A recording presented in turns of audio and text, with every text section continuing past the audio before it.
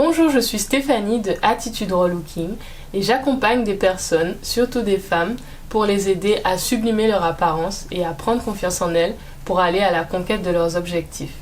Je lance cette série d'interviews pour vous aider, vous aussi, à prendre confiance en vous, à accepter votre apparence, à accepter votre physique et à réaliser votre plein potentiel. Aujourd'hui, dans cette interview, j'accueille Maëlle de Holy Curls. Maëlle est une jeune femme qui a appris à prendre soin de son cheveu crépus et qui a réussi à avoir des résultats extraordinaires et qui maintenant est une experte du cheveu crépus et qui fait des coiffures formidables. Donc elle va nous expliquer tout d'abord son parcours capillaire et aussi à travers ce parcours comment elle a appris à prendre soin de son apparence, à se sublimer, à se sentir belle et comment ça lui a permis d'aller à la conquête elle aussi de ses objectifs.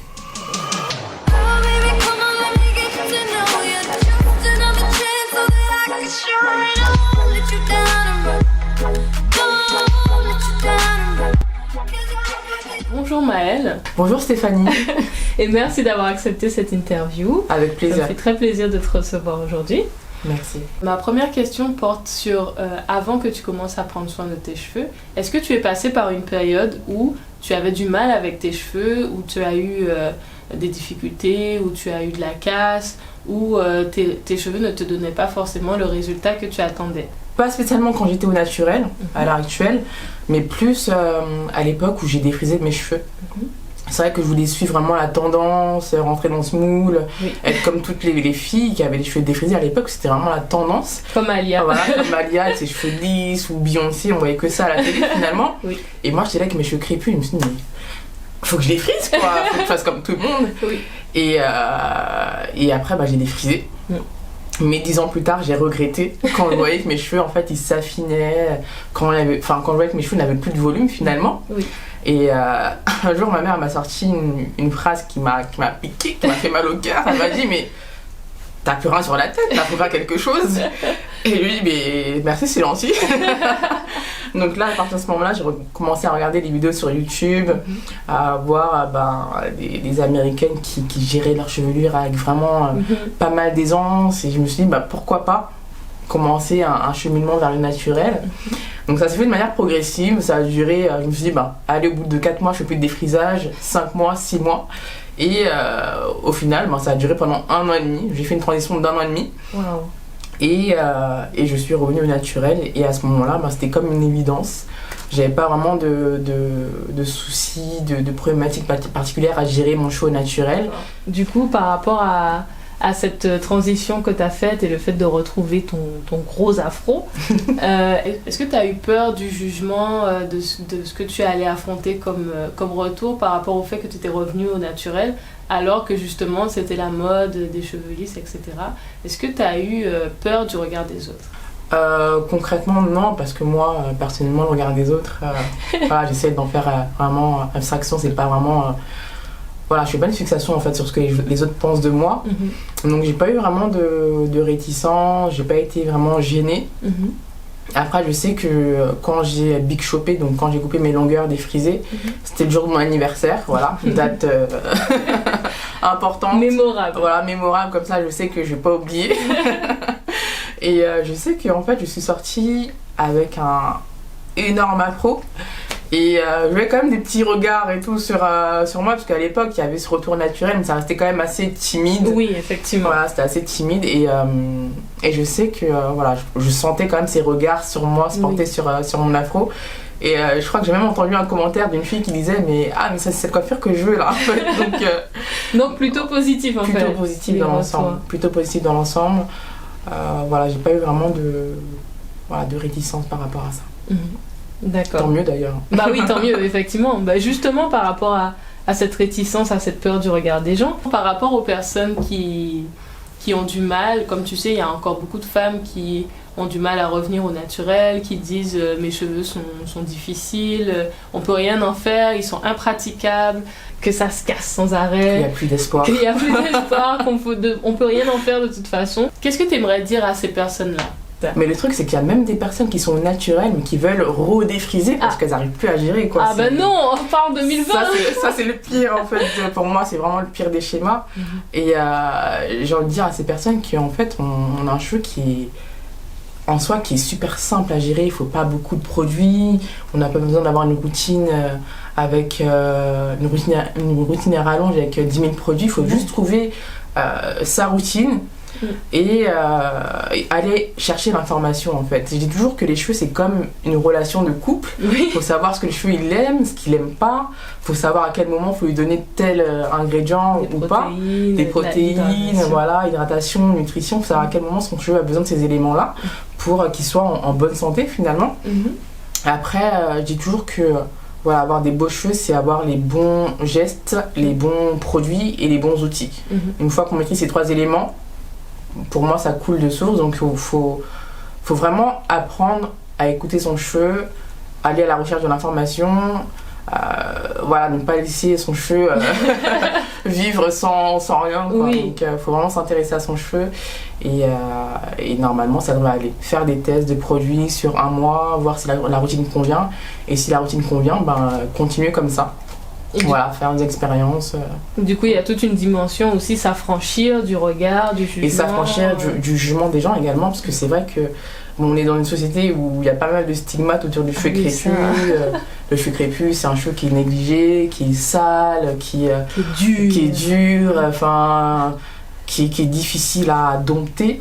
Donc, c'est vraiment pas le cas, et c'est vraiment le message que je viens de faire passer à travers mon Instagram.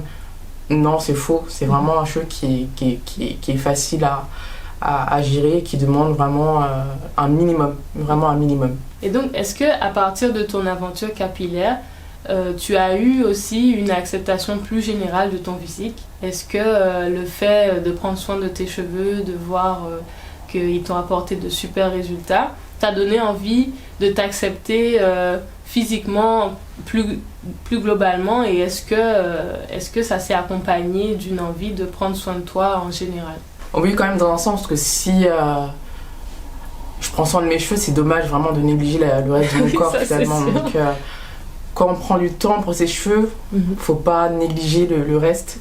Ça serait dommage, en fait, d'avoir des beaux cheveux et je sais pas, avoir des ongles super négligés. Enfin, c'est qu'un détail, mais voilà, ça emmène quand même à prendre soin de soi en général.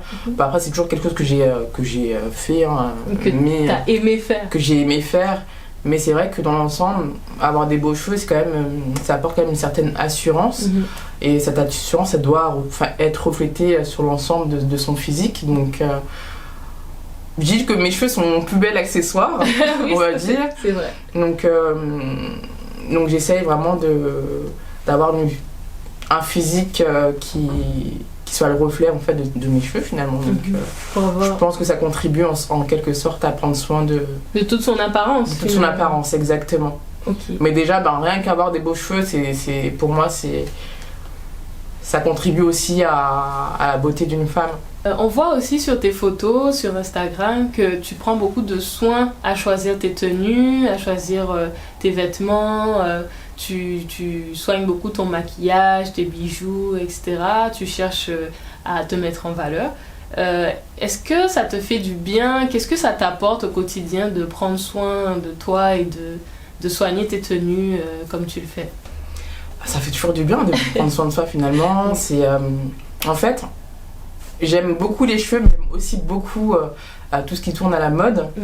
J'ai pas vraiment de style vestimentaire particulier, mais j'aime bien avoir une pièce forte, en fait. Une pièce qui ressort, qui me fait sentir...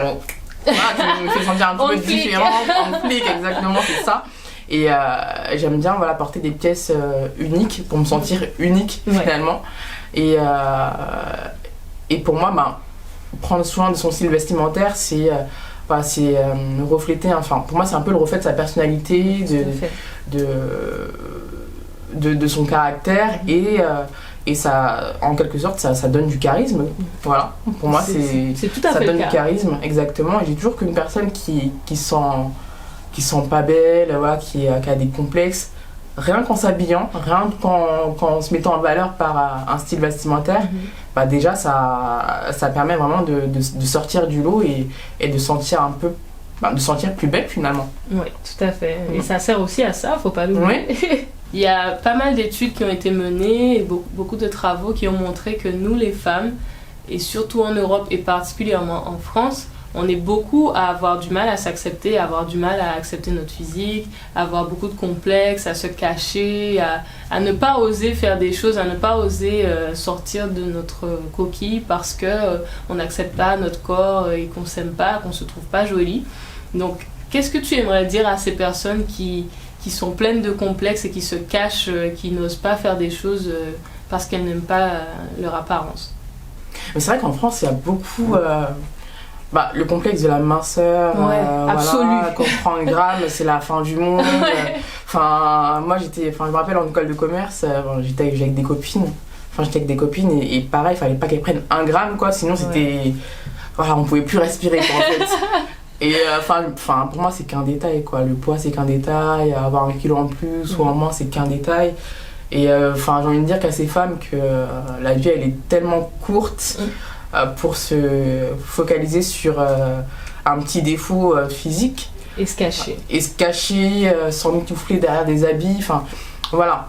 Pour moi, la vie, elle est trop courte, il faut profiter. C'est une grâce de se lever tous les matins, c'est une grâce de respirer. Enfin, il y a des gens qui n'ont pas la chance d'avoir cette grâce-là. Donc, motivez-vous. Enfin, si vous avez 1 kilo en trop et que ça vous dérange, faites 30 minutes de marche. Il y a toujours un problème, il y a toujours une solution à un problème finalement pour sortir un peu de ces complexes. Bon, après, c'est facile à dire. C'est facile à dire, mais voilà. Si ça peut aider, trouver un atout et vraiment le mettre en valeur. Voilà, le mettre en valeur. Si tu as des beaux yeux, maquille tes yeux. Si tu as une belle bouche, mets-la en évidence. Essayer vraiment de faire une fixation sur ses qualités plutôt que sur ses défauts. Oui, ça c'est important et se mettre en valeur et oser s'habiller, sortir de sa zone de confort, même en termes vestimentaires, etc. Ouais, c'est un exercice, mais une fois qu'on le répète, finalement, je pense que ça aide beaucoup. Ça va de mieux en mieux, oui. Et enfin, j'ai une dernière question pour toi. Qu'est-ce que ça veut dire pour toi s'aimer soi-même? Alors, s'aimer soi-même, pour moi, c'est... on parlait des qualités et des défauts, c'est de s'accepter déjà, tel que l'on est, avec ses qualités, ses défauts, ses complexes aussi. C'est prendre soin de soi aussi. C'est arrêter de se négliger, c'est vraiment essayer de chouchouter son enveloppe corporelle, on va dire, parce que c'est ce qu'on voit. C'est notre véhicule aussi. C'est notre véhicule, exactement. C'est vraiment prendre soin de soi, de son corps, écouter également ses envies, ses besoins, c'est faire en sorte d'être épanouie, d'être heureuse. Et c'est surtout prendre le temps pour soi, parce que des fois c'est vrai qu'on surtout à Paris on s'occupe des autres aussi, et il y a ça, et on court énormément à Paris, c'est le stress, c'est le métro parisien, métro boulot dodo, on court, on est stressé, il faut qu'on aille au boulot et il y a les grèves, il y a les grèves, voilà. Et donc voilà, c'est vraiment prendre le temps pour soi finalement, s'aimer, c'est ça, s'écouter, avoir une part d'égoïsme aussi finalement. Même si ça peut être mal vu, mais pour moi c'est important de prendre le temps pour soi et penser à soi, parce que c'est vrai qu'on a tendance à souvent penser aux autres et des fois on s'oublie. Voilà, on s'oublie, donc s'aimer, c'est tous ces éléments-là qui font qu'on s'aime et qu'on est épanoui. Je te remercie à nouveau d'avoir répondu à mes questions. Merci. C'était un plaisir de te recevoir et puis bravo pour ton travail sur ta communauté, ton travail sur le cheveu crépus. Ça aide beaucoup de personnes à s'accepter, à accepter le cheveu, à en prendre soin et à sortir de ces espèces de clichés qui disent que nos cheveux sont pas bien. Alors que non, nos cheveux sont magnifiques. Et que c'est un héritage, comme tu dis, c'est une couronne. C'est une couronne, exactement. On a vraiment on a la chance, pour moi c'est une chance en fait d'avoir un cheveu crépus, un cheveu qui est très versatile, qui offre énormément de possibilités. On peut passer du court avec le rétrécissement, le shrinkage, on peut faire des jolies coiffures, des twist-out, des braid-out, de la définition de boucle. C'est un cheveu qui est magique pour moi, donc Le renier, pour moi, c'est un peu dommage. Ouais, c'est un peu dommage. C'est un peu se renier. Ouais. Voilà, c'est un peu se renier également. C'est un peu renier qui on est, son identité. Après, j'ai pas de... j'ai pas de... Comment dire... de jugement par rapport aux personnes qui défrisent leurs cheveux tant qu'ils sont en bonne santé. Mais je veux dire qu'à toutes les personnes qui veulent porter leurs cheveux crépus, faites-le. Franchement, c'est pas une tare d'avoir un cheveu crépus. C'est un cheveu qui est aussi facile à gérer qu'un cheveu de type asiatique ou un cheveu de type caucasien. Voilà. Et il demande vraiment le minimum. D'accord. Voilà. En tout cas, continue ton travail sur le cheveu et sur ce message d'acceptation finalement du cheveu en lui-même et de ce qu'on est. Et puis bravo encore pour ce que tu fais. Merci. Et merci beaucoup d'être venu. Merci d'avoir accepté cette interview.